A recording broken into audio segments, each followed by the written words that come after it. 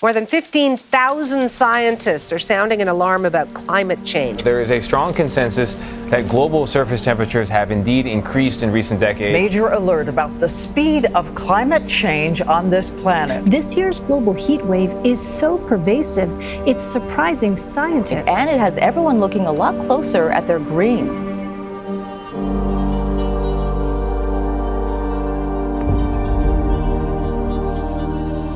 So we're facing a very different climate, and we have to adapt our plants to be able to grow under those conditions. So with the global population increasing, we need to increase yield. But then you've got the situation getting limited in water.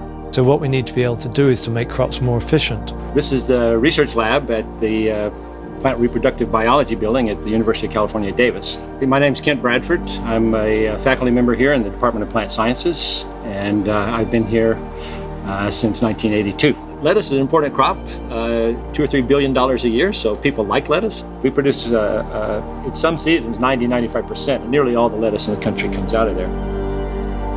Lettuce doesn't like it when it gets, once into the 80s and 90s. This trait we're looking at in lettuce of enabling high temperature germination, what it reveals is that the lettuce has ways to sense temperature, and lettuce in general doesn't like warm temperature.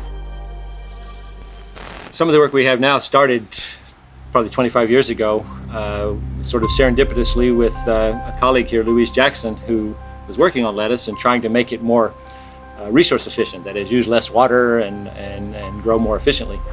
And she went by a gas station here in Davis and saw some wild lettuce growing in the vacant lot close to it, doing perfectly well late in the summer. It never had any irrigation, so she thought it must be water tolerant, or it must have very deep roots, or have an interesting trait.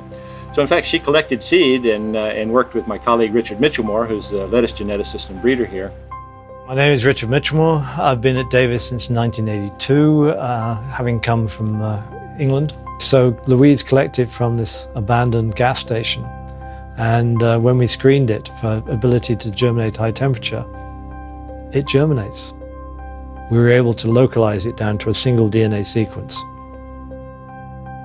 If you destroy the function of this gene, the seeds become more resistant to heat at germination.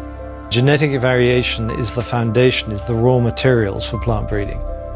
And so as we understand more and more about the genome, we have increased ability to manipulate that variation. One term used for these new technologies is CRISPR, something that can actually find DNA and make a small change there. So it was a remarkable finding that it's a system that bacteria use to protect themselves from viruses that they get. The complex is able to go to a very specific place in the DNA and make a change. More recently in Richard's lab, they've been able to use these new CRISPR technologies, gene editing technologies, to specifically knock out that gene and show that it works. So in other words, now we can take the hundreds of lettuce varieties that are out there, and in one stroke, in each one, we can pretty much knock out this trait that would be troublesome for getting lettuce to germinate at high temperature.